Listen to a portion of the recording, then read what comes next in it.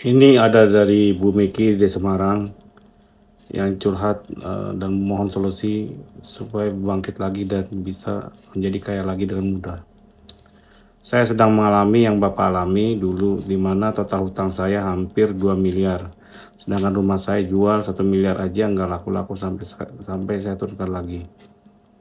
Itu yang kita alami, cobaan berturut-turut datang. Rumah juga dalam kondisi dijaminkan, sudah hampir 6 bulan nggak pembayaran. Saya tertarik dengan video Bapak, semoga saya bisa belajar dari pengalaman Bapak. Untuk melunasi hutang tersebut, apakah saya harus jual aset satu-satunya yang saya miliki? Nama saya Bumiki di Semarang. Isinya gini,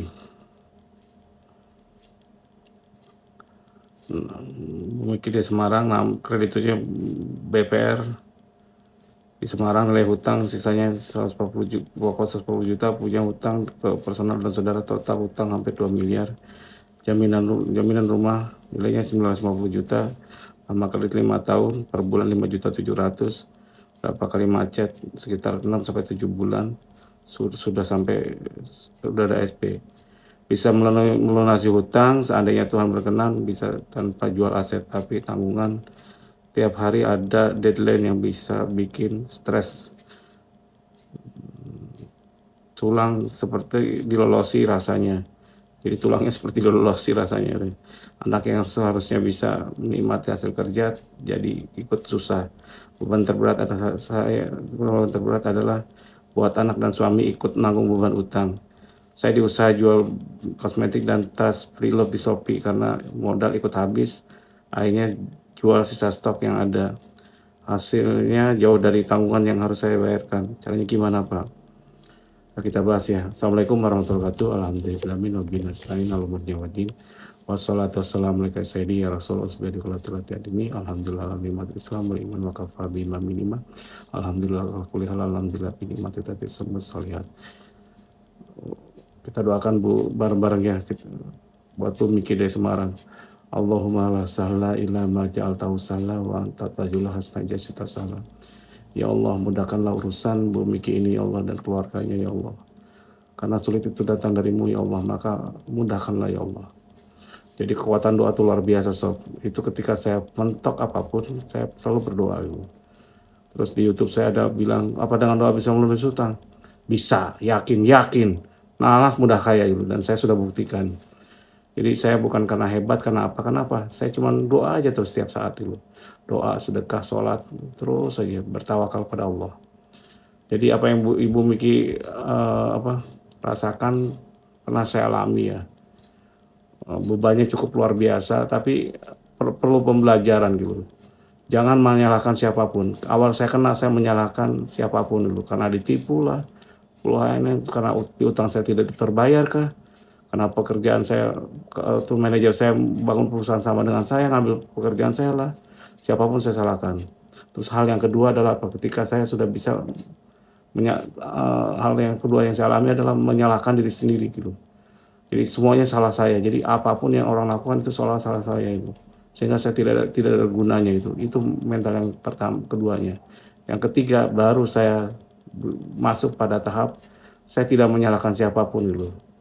Intinya apa? Ya semuanya sudah takdir saya. Saya udah bodoh amat itu. Yang penting apa? Yang penting saya sekarang ini saya tidak menyalahkan siapapun.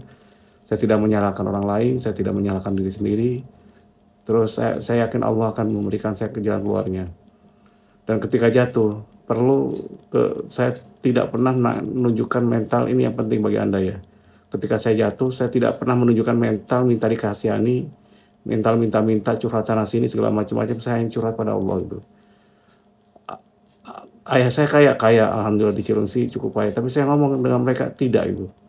Jadi saya tidak bicara dengan mereka, saya minta doanya aja gitu. Jadi saya tidak minta bantuan. Saya minta bantuan bisa itu. Saya punya perusahaan di Cilengsi, punya aset di Cilengsi, punya. Saya jual enggak juga, karena apa? Saya berharap aset itu kalau udah ada di Cilengsi Bogor, biar itu berkembang di sana gitu. Terus mertua saya bisa bantu, bisa gitu. Saya lakukan minta-minta, enggak gitu. Saya tidak pernah minta bantuan ke mertua saya, segala macam-macam, padahal mertua saya pengusaha sukses juga gitu. Jadi ayah dan mertua saya itu sama-sama sukses luar biasa, tapi saya tidak pernah menunjukkan minta-minta. Pernah satu kali ketika saya ngejamu mertua saya makan, kalau mertua saya juga jago masak sob. Saya masakin ikan, kepiting dan yang lainnya bla bla, saya ajak dia makan di rumah saya dan dia puas banget dengan makanannya. Tiba-tiba dia ngomongin ke saya, "Wan, kok kamu nggak pernah mau minjem uang sih ke saya atau minta uang ke saya sih? Kenapa sih Wan?" gitu. "Kalau mau gitu, saya ini ada 500 juta nih buat kamu gitu. Kamu pinjam deh, bayar kapanpun kamu bisa," gitu. Terus saya bilang, "Saya mau." "Enggak Pak, saya minta doanya aja," gitu. Dablek sama saya, dablek gitu. Karena saya tidak mau hidup saya nanti ke depannya diatur oleh mertua atau keluarga saya segala macam-macam yang lainnya, seolah saya berhutang budi gitu. Dan saya yakin, seyakin-yakinnya bahwa Allah Maha Kaya. Kenapa saya yakin? Karena setiap sholat, jadi kalau orang muslim nggak kaya, pengusaha muslim nggak kaya, itu rugi sob. Benar-benar rugi, benar rugi. Saya ketika sholat, sami Allah liman hamidah, Rabbana lakal hamdu mil'us samawati wa mil'ul ardi wa mil'u ma syi'ta min syai'in ba'du. Ya Allah, Engkau pemilik langit dan bumi dan apa yang ada di sisinya, di sekitarnya, ya Allah. Jadi saya yakin Allah itu Maha Kaya. Ketika saya yakin Allah Maha Kaya, saya tinggal minta, saya tambahkan doa dalam hati. Allahumma la sahla illa ma ja'altahu sahla wa anta taj'alul hazna shi'ta sahla. Ya Allah, mudahkanlah segala urusan kami, karena sulit itu datang darimu, maka mudahkanlah. Allahumma fini bihalalika an haramik wa adnini bifadlika man siwak. Ya Allah, anugerahkan pada saya rizki yang halal ya Allah, dan terhindar dari yang haram ya Allah, dan jadikan saya bergantung padamu. Saya hanya mau bergantung pada Allah. Jadi saya tidak mau bergantung pada mertua saya, orang tua saya dan yang lainnya. Saya sampai dianggap sombong dulu, karena memang saya dibilang sombong juga karena saya merasa yakin dulu. Yakin-yakinnya gitu. Saya ketika ditawarin 500 juta, saya bilang, "Waduh 500 juta. Overhead saya aja untuk bayar bunganya saja dulu itu belum overhead itu 250 juta sampai 300 juta tiap bulan. Hanya berlaku 2 bulan dari itu kesakitan lagi. Ngapain saya minta-minta itu? Terus gimana cara melunasinya?" Nah, ini dia gitu. Jadi pertama, saya hanya bergantung pada Allah. Dan kedua, saya ada motivasi keyakinan. Ketiga, saya juga bertanya kepada teman-teman saya juga. Dan saya bertanya ke teman-teman itu bukan dalam kondisi saya minta-minta bantuan, tidak gitu. Teman pengusaha saya, kebetulan saya ketika di Jakarta dulu, teman sahabat saya adalah pengusaha Chinese yang luar biasa, top markotop semua, motivator saya juga gitu. Jadi saya banyak bergaul dengan pengusaha Chinese segala macam-macam. Kenapa? Saya senang dengan motivasinya dia, apalagi generasi kedua dan satu dan duanya itu luar biasa. Saya tanya kepada sahabat saya, Pak Adi Linoto ya. Dia salah satu distributor lampu dan mudah-mudahan beliau masih bisa melihat ini dan saya ucapkan banyak terima kasih. Ketika saya tanya, "Pak Adi, saya sekarang bangkrut Pak Adi," gitu. "Kenapa bangkrut?" Jadi ketika seluruh perusahaan saya seluruh aset saya jual kecuali rumah, itu saya masih minus di atas 10 M gitu. "Masa Wan?" "Iya." Kayaknya saya bangkit lagi mungkin butuh waktu 20 tahun, 25 tahun gitu. Karena kerugiannya cukup dalam dan luar biasanya saya hancur-hancuran gitu. Jadi perusahaan berantakan, semua berantakan gitu. Karyawan saya tidak ada yang mau ikut saya sama sekali, hanya 4 orang yang ikut dan sekarang jadi partner saya.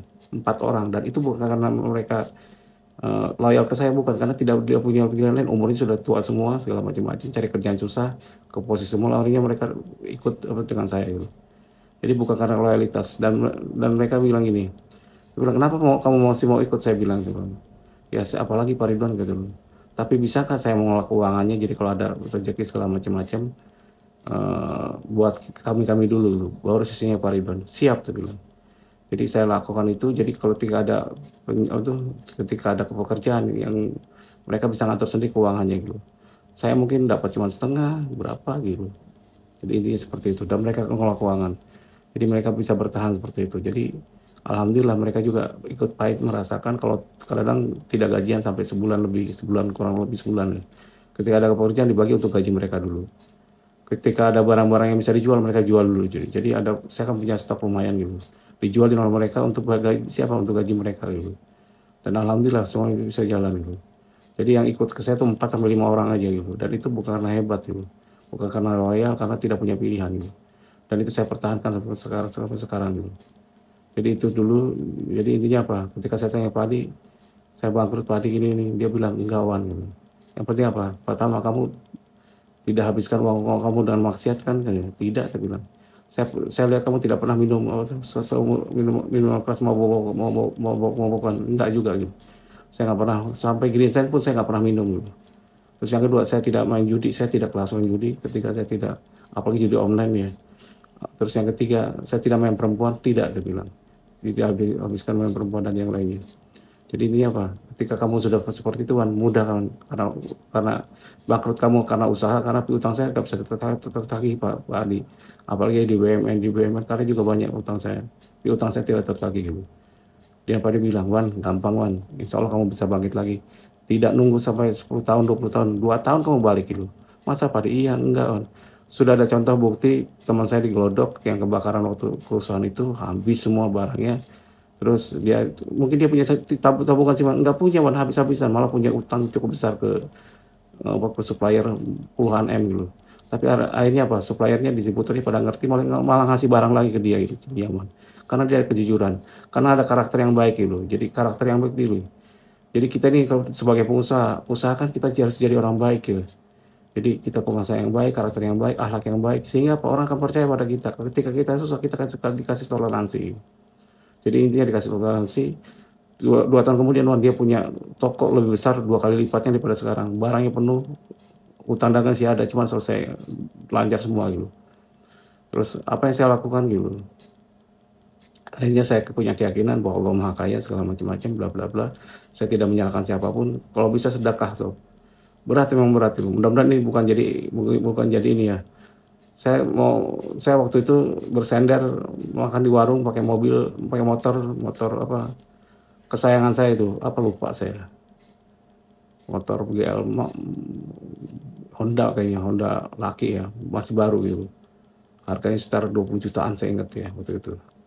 Ketika saya dengar ceramahnya Agim segala macam-macam di satu warung kopi karena saya stres dan saya diancam mau masuk pidana kalau tidak nyiapin dalam minggu ini 300 juta. 300 jutaan, 200 sampai 300 jutaan mau seperti itu. Mau dimasukin ke polisi segala macam-macam oleh karena hutang dagang saya cukup besar. Miliaran hutang dagang saya. Dan saya bilang, Wan, kalau kamu tidak bayar 10% aja, minimal 300 juta minggu depan saya akan masuk ke pidana gitu. Hanya saya pusing segala macam-macam, saya datang ke warung kopi itu punya orang Bali sob, tapi dia nyetelkan ceramah Agim gitu. Dan di situ terima kasih Agim, saya pernah lihat Anda, ternyata apa, tentang kekuatan sedekah gitu. Kekuatan sedekah bisa menghapus dosa dan yang lainnya. Akhirnya apa, tanpa pikir panjang, motor itu saya sumbangkan untuk pembangunan masjid gitu. Saya sumbangan gitu. Dan alhamdulillah tanpa terasa tadinya mau dipolisikan nggak jadi sob, karena saya bilang ke mereka juga kalau kamu polisikan segala macam-macam mungkin akan sulit bagi saya untuk cari rezeki gitu. Terus saya bilang juga, pernah nggak saya pernah nipu orang segala macam-macam, nggak pernah. Ya udah, saya bilang saya nih hanya jatuh gitu, kamu pun sebagai pengusaha pernah jatuh gitu, alami kejatuhan, tapi saya akan bayar bro, apa yang menjadi utang saya, dan saya yakin bisa gitu. Caranya gimana gitu, saya negosiasikan.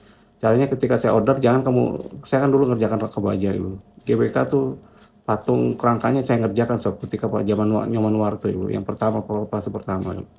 Saya kerjaan konstruksi baja luar biasa besarnya gitu. Dan omset saya ketika itu cukup besar gitu. Minimal 5 miliar sebulan sampai 10 hari gitu. Zaman itu sob. Jadi ini saya punya perusahaan dagang dan yang lain, dan itu out semua gitu. Ada kerjaan pertama tangki, saya ingat banget itu. Tangki dari Coca-Cola ya, stainless steel untuk tangki, 2 tangki atau 3 tangki. Saya tawarkan berapa lupa gitu. Dia dan saya negokan ke mereka semua. Karena mereka tiba-tiba ngomongin saya, Pak Ridwan bisa nggak buat ini? Saya ada pekerjaan tangki bla bla berapa buah segala macam bla bla bla. Tapi bisa nggak dikerjakan dalam waktu cepat gitu dan harga yang bagus? Bisa gitu. Saya jawab bisa, tapi syaratnya satu gitu. Saya minta down payment 50%, udah gitu sisanya sebelum CBD ya, sebelum pengiriman gitu. Dan mereka setuju ternyata gitu. Karena harga saya buat cukup rendah gitu. Jadi, tapi saya tidak mau masalah di payment karena pengalaman sebelumnya ketika paymentnya diundur segala macam-macam pakai termin segala macam-macam, yang dirugikan saya gitu. Ketika saya nagih susahnya luar biasa.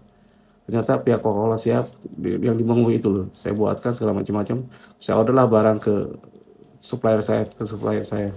Saya bilang ini saya ada mau beli barang nilainya 100 juta gitu.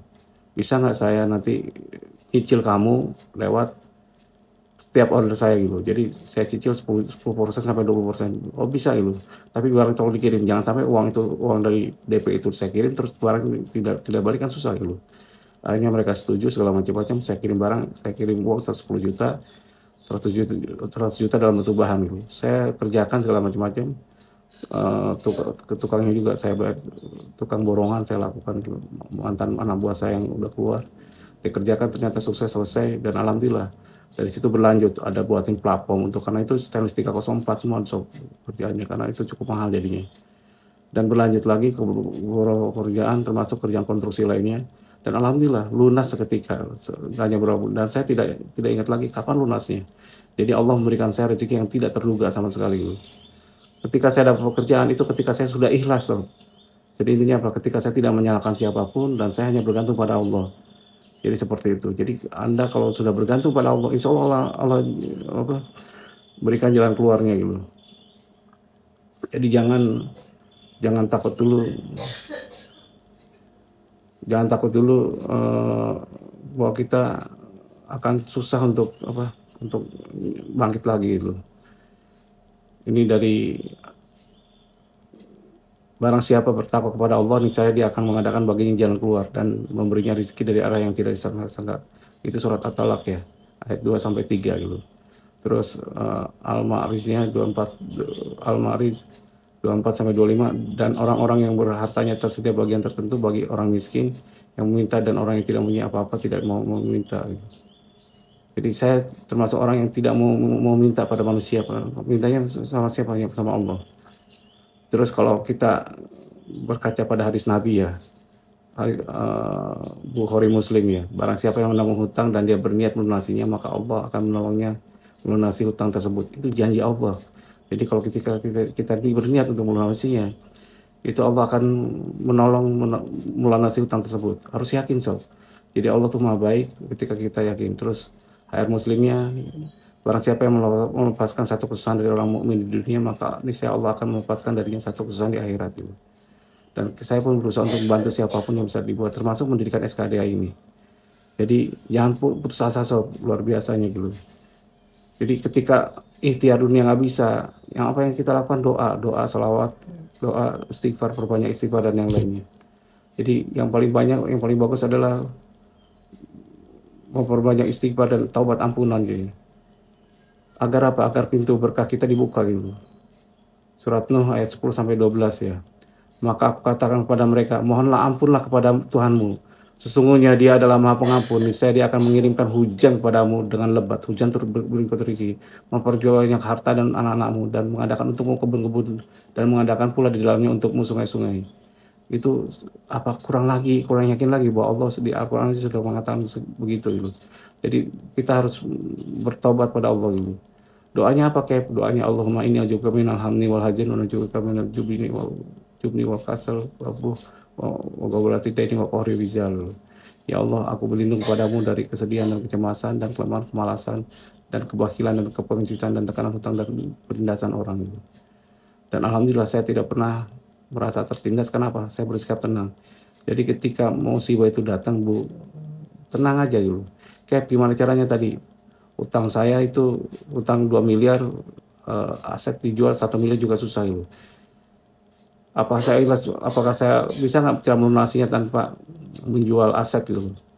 Bisa aja, tapi kalau saya ikhlaskan dulu gitu. Saya ikhlas jual sampai ketika saya kemarin mau menyelesaikan hutang, itu sampai kantor saya pun saya iklankan sob. Ada 7 bidang lahan yang terkait dan tidak terkait dengan hutang saya iklankan, karena hutang saya puluhan M gitu, di atas 10 M lebih gitu. Dan sekarang tinggal sedikit lagi, tinggal sepertiganya gitu. Dan saya yakin insya Allah dalam tahun ini atau tahun depan semua selesai gitu. Jadi seperti itu. Jadi yang pertama ikhlaskan dulu gitu. Kadang-kadang kita nggak yakin kan, kayak ini rumah satu-satunya, apa saya perlu ikhlas? Ya saya ikhlasan dulu. Yang saya jual kemarin itu ketika susah adalah barang-barang yang tidak berguna di tempat saya, mobil bakter aja, saya punya mobil bakter, saya sumbangkan juga untuk salah satu yayasan gitu. Jadi ada mobil bakter kan tidak berguna bagi saya, jadi saya lepasin semua mobil segala macam-macam, saya sedekahkan. Padahal saya tidak punya uang waktu itu masih ini, karena saya ingat itu aja pesannya Pak Agim dulu, bahwa sedekah bisa membuka beberapa cabang itu rezeki kita itu. dan itu saya lakukan dulu. Saya tanpa tanya, tanpa gimana saya kasihkan dulu. Motor yang saya sayangi pun saya kasihkan dulu. Padahal motor itu saya beli, saya senang banget tuh motor itu. Saya dijual 22 juta, 25 juta lupa gitu. Ya udah saya sombongkan, ini motornya, ini BPKB, ini STNK. Jual nol untuk bangun musik. Ternyata apa? Tanpa terasa hutang itu selesai semua gitu. Dan alhamdulillah sob, saya dalam 2 tahun saya bisa menjadi kaya kembali. Saya bisa ngajak karyawan saya, bukan hanya karyawan, berikut keluarganya ke liburan ke Singapura, Malaysia, Thailand gitu. Kenapa? Karena saya ingin apa ya? Dan alhamdulillah juga akhirnya saya dalam 2 tahun kemudian saya bisa membeli gedung yang harga yang di 0 jalan premium, paling premium di Bali salah satu tempatnya. Dan itu ternyata luar biasa itu. Kok bisa punya duit, nggak tahu dari mana duitnya, kenapa Allah. Sampai lupa saya punya uang gitu. Bisa diselesaikan pekerjaannya. Jadi saya negosiasi dengan seorang pengusaha Chinese yang punya hotel segala, itu kejam lagi, harganya mahal lagi. Tadi saya ngerasa tidak mampu beli gitu. Tapi istri saya meyakinkan bahwa beli gedung ini Mas, insya Allah jadi hoki gitu. Saya beranikan nego. Tadinya saya mau beli gedung ruko yang pas-pasan gitu. Tapi ternyata istri punya wawasan lain, dia punya keyakinan bahwa saya bisa menyelesaikan masalahnya. Dan alhamdulillah selesai gitu. Kebeli, saya minta tempo 1 tahun segala macam-macam. Terus saya minta izin ke mereka semua, saya ada uang 50 juta, bisa nggak ini jadi tanda jadi, tapi saya harus menempati tempat ini. Tempat ini kosong soalnya gitu. Gudung ini kosong bertahun-tahun gitu, tidak laku-laku gitu. Akhirnya apa, saya tempati, saya sedekahi, saya kumpulkan karyawan saya, kita makan siang sedekah di sana, selawatan segala macam-macam. Dan alhamdulillah kebeli. Jadi kebelinya dengan apa? Dengan salawat Nabi. Gitu. Yakin gitu. Jadi itu yang saya alami gitu. Terus setelah itu segala macam, alhamdulillah sekarang bisa recovery lagi, bisa balik lagi gitu. Jadi poin utama ketika kita jatuh adalah apa? Jangan perbanyak istighfar gitu, perbanyak sedekah. Jangan berbuat maksiat gitu. Ketika kita taubat, riba dan yang lainnya, insya Allah Allah akan berikan pintu keluar yang luar biasa kepada kita gitu. Jangan putus asa, jangan meminta pada manusia, jangan minta dibelas kasihani gitu. Saya dengan orang bang, kalau ketemu dengan orang bang, itu saya mukanya muka optimis gitu. Muka yakin segala macam-macam, sehingga mereka juga gimana, dan saya mau melakukan langkah-langkah itu gitu. Saya negosiasi seperti itu, saya nilai Pak Ridwan gimana sih kalau saya lelang, gimana Anda mau lelang, ini saya sudah iklankan semua aset saya, baik yang ada dengan bank maupun yang tidak gitu. Dan alhamdulillah Allah pilih-pilih gitu. Dan ketika saya laku, alhamdulillah saya dulu punya tanah di Bedugul di atasnya masjid, itu strategis banget, paling saya sayangi gitu. Saya pengen saya lepas juga gitu. Hampir berapa ribu, 3.000 meter saya lepas itu. Dan harga murah loh. Kenapa? Saya untuk menebus aset saya yang kena di BPR Lestari itu hutangnya cuma 750 juta, tapi nilai asetnya 2 miliar gitu. Daripada dia mau lelang segala macam-macam, uang dari sana di Bedugul saya belikan nutupin hutang di Bank BPR Lestari. Kenapa? Saya nggak nyaman tiap pagi rumah saya jam 7 pagi, jam 7 kurang itu ditongkrongi 3 orang badan gede-gede gitu. Terus karyawan saya di kantor saya tiap sore jam 5 sore, jam 4 sampai jam 5 didatangi, ditongkrongi orang 3 atau 4 orang gitu. Karena dulu saya nggak tahu cara menyelesaikan masalah ini, ya itu tadi. Terus dia ngancem mau ngambil atau aset saya dipecat tuh yang nilainya 2,5 miliar hanya dengan utang 750 juta itu. Hanya yang Allah tadinya tidak laku-laku untuk tanah yang di Bedugul karena luas dan nilainya cukup besar ini. Itu ternyata laku lupa, harusnya nilai 2,5 miliar saya jual, saya laku 1,5 miliar saya ikhlasin dulu. Dan saya tutupin satu hutang. Ketika kita nutupin berniat menyelesaikan satu hutang, Allah mengikutkan kita tambah rezeki lagi. Jadi harus yakin bahwa apa yang kita berbuat bisa kita selesaikan gitu. Apalagi tentang riba ini. Lepas satu, terus tiba-tiba lepas satu. Ada beberapa tanah saya yang tidak saya lepas, ternyata nilainya luar biasa gitu. Akhirnya alhamdulillah saya bangkit lagi menjadi kaya lagi gitu. Jadi itu pengalaman saya. Terus yang saya selesaikan apa? Hutang dagang gitu. Jadi hutang dagang tuh, kalau hutang personal saya selesaikan belakangan gitu. Hutang dagang kenapa? Itu nyangkut reputasi saya, apakah saya bisa dipercaya apa enggak? Karena saya distributor sob. Selesaikan, saya punya hutang salah satu, saya kapan hari pernah disomasi di pengadilan gitu, hutang di Schneider Electric gitu. Saya distributor di sana. Ya udah disomasi segala macam-macam oleh pengacara yang galaknya luar biasa segala macam-macam. Saya datangi ke Jakarta, saya dipanggil pengadilan lagi.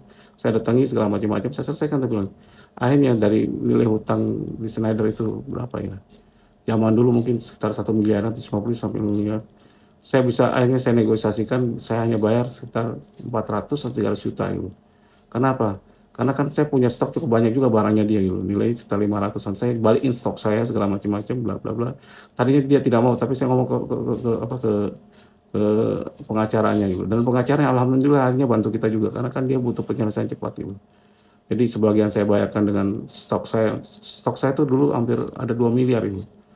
Dan ternyata jadi busuk semua, hilang semua ketika bangkrut tuh. Ada yang diambilin, dicuri segala macam-macam. Paling banter tinggal 400 sampai 500 juta gitu. Saya balikin stoknya, terus saya bayar 300 juta, selesai gitu. Padahal tadinya ngotot-ngototan mau masuk untuk perdata, bahkan mau diancam pidana gitu. Dan saya hadapi pengacara itu dengan baik, dengan untuk kuasa hukumnya dengan baik, dengan ini. Ternyata apa? Selesai, tak bilang. Kalau bapak, tak bilang, saya ngomong ke mereka semua. Kalau bapak masuk kasus saya di perdata mau pidana gitu, kemungkinan besar akan lama gitu. Kan yang dibutuhkan solusi, bukan masalah gitu. Iya, saya sepakat Pak Ridwan. Dan saya bukan orang penipu, tak bilang. Saya ini pebisnis gitu. Bangkit, insya Allah saya bangkit. Jadi saya yakin kan mereka seperti itu. Akhirnya pengacaranya, kuasa hukumnya setuju segala macam-macam. Malah ketika saya negosiasi dengan perusahaannya, itu saya nggak bisa, sob. Dengan ini. Ketika dia alihkan ke pihak ketiga untuk menyelesaikan, malah selesai gitu. Dengan angka mungkin 300 juta gitu. Jadi saya bayar dengan stok 400 juta gitu. Dead stock, itu pun dead stock dulu. Kan dia punya ini. Dan saya dicabut ya distributor, nggak masalah. Saya nggak jadi distributor lagi. Dan utang itu bukan hanya satu utang, banyak utang saya di dagang, saya selesaikan salah satu. Yang tadinya masuk ke mau berpotensi pidana perdata, saya selesaikan gitu. Jadi hutang yang harus diselesaikan adalah apa? Pertama, hutang yang mengancam nyawa kita gitu. Yang kedua, hutang yang berpotensi masuk jalur hukum, pidana maupun perdata gitu. Yang ketiga, yang pidananya jangan sampai saya mengeluarkan cek. Jadi pernah saya mengeluarkan cek hampir bobol gitu, karena saya dipaksa.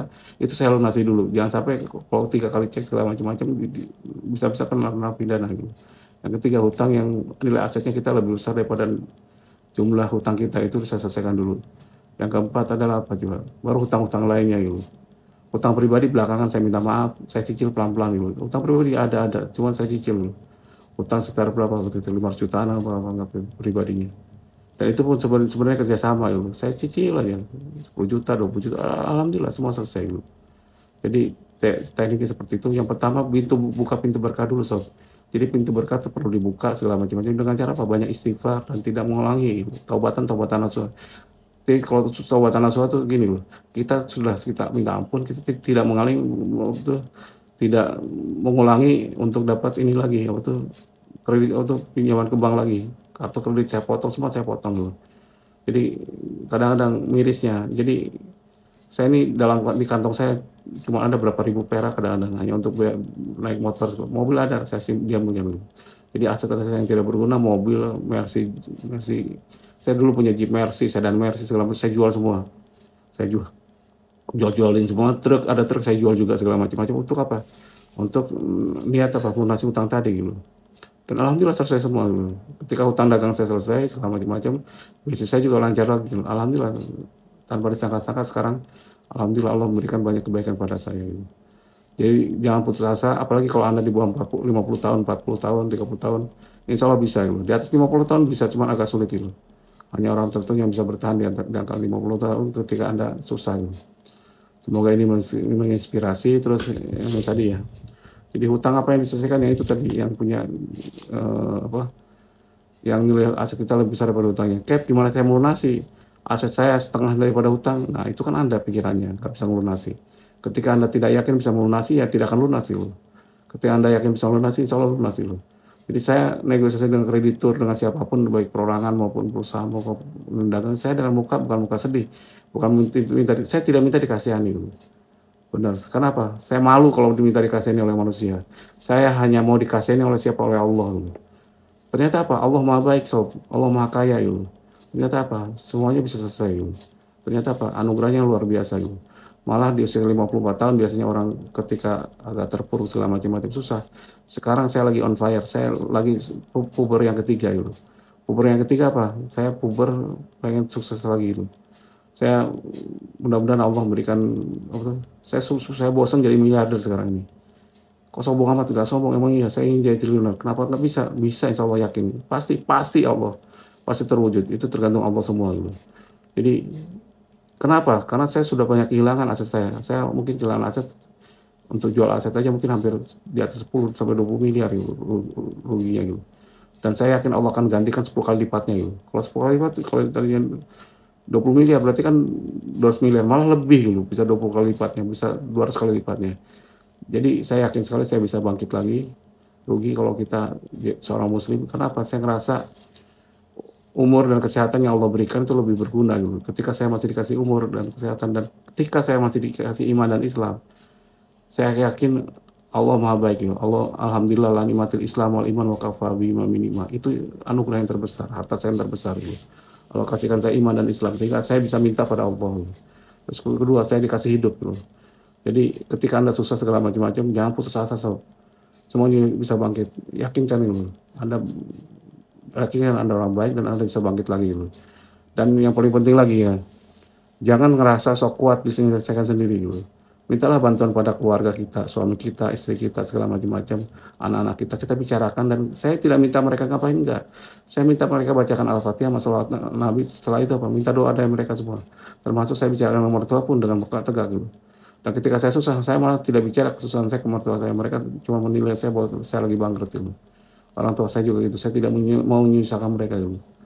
Jadi saya tetap optimis, saya minta doa aja. Ternyata apa? Ibu saya itu mendoakan setiap malam dia tahajud karena susah tidur. Yang didoakan apa? Kesusahan saya gitu. Termasuk mertua saya juga gitu. Dan alhamdulillah ternyata sekarang bisa ringan. Dan saya yakin tahun ini saya bisa lebih berhasil lagi, bisa naikin perusahaan saya 10 sampai 100 kali lipatnya gitu. Yakin bisa, yakin gitu. Kenapa? Saya tidak peduli dengan uang, saya hanya ingin mengoptimalkan untuk membahagiakan orang yang mendukung saya dan juga bisa membantu sesama gitu. Doakan Sub. Saya sudah modalin bank Persusnya, bank Persus apa? Bank pelunasan khusus ya.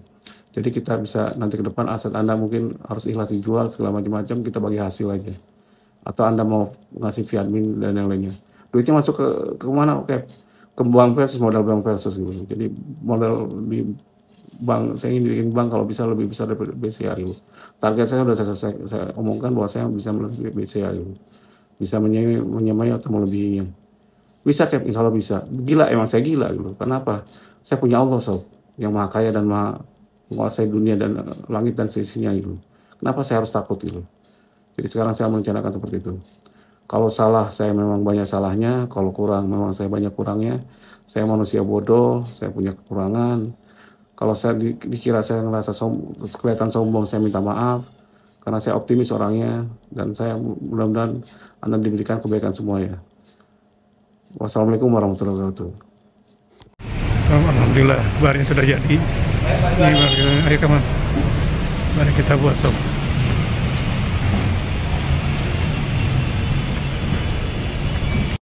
Project nih.